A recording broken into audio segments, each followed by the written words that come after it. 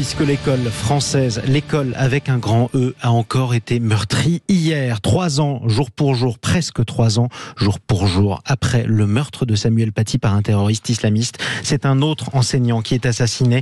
C'était Dominique Bernard, 57 ans, poignardé à mort au cou devant l'entrée de la cité scolaire Gambetta à Arras. Nous sommes en direct sur Sud Radio avec le maire de la ville, Frédéric Le Turc. Bonjour à vous. Oui, bonjour. Soyez le bienvenu sur Sud Radio. Maire d'Arras, ville qui pleure ce matin et qui est encore stupéfaite par ce qui s'est produit.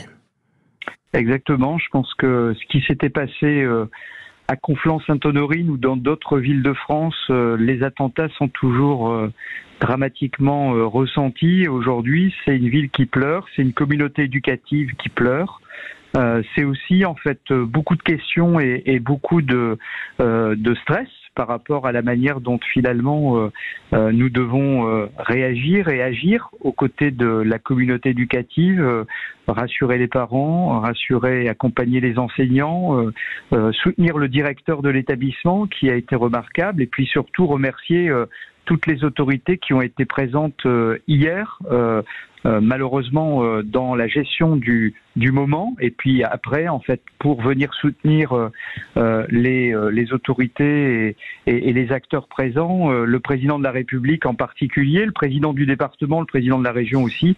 Je pense qu'on a tous été rassemblés, unis, et c'est important dans ces moments-là de l'être. Alors évidemment, on le fait, on le fera toujours. Il y aura d'ailleurs dans l'école des moments d'union.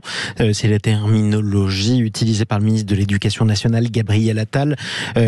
Qu'est-ce que vous allez faire aujourd'hui concrètement à Arras ? Alors, vous dites qu'il y a des moments d'union, il faut que l'union soit durable et que les débats, en fait, qui forcément seront ceux du lendemain, ceux qui peut-être s'organiseront autour du projet de loi sur l'immigration, permettent de faire société et débat intelligent.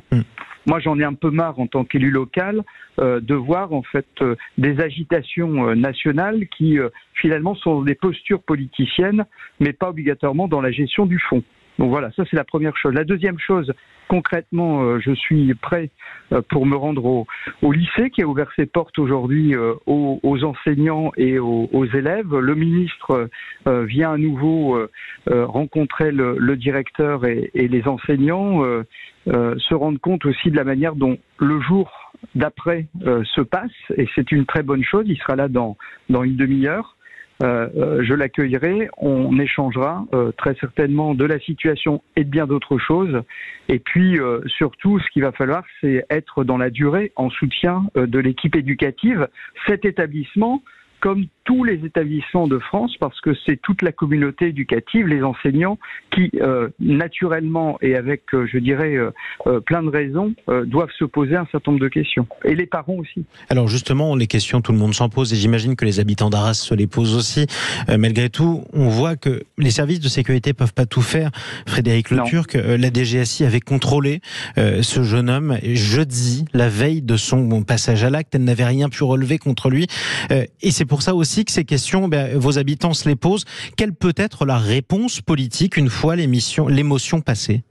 Je vous parlais du projet de loi que porte Gérald Darmanin au nom du gouvernement. C'est une partie de la réponse, puisque dans ce projet de loi, un certain nombre de dispositions en fait apparaissent pour donner aux autorités policières et aux autorités de justice en fait la possibilité de traiter un certain nombre de situations.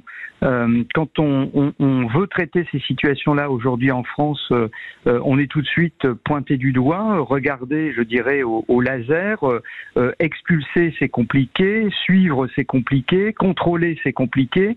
Il faut en fait que la France soit cohérente avec ce qu'elle souhaite et ne pas rentrer ni dans un excès, je dirais, policier, ni en fait dans un excès de tendresse. Il faut trouver le juste milieu, et le juste milieu, en fait, c'est celui en fait qui évitera la paralysie et nous permettra de continuer à avancer.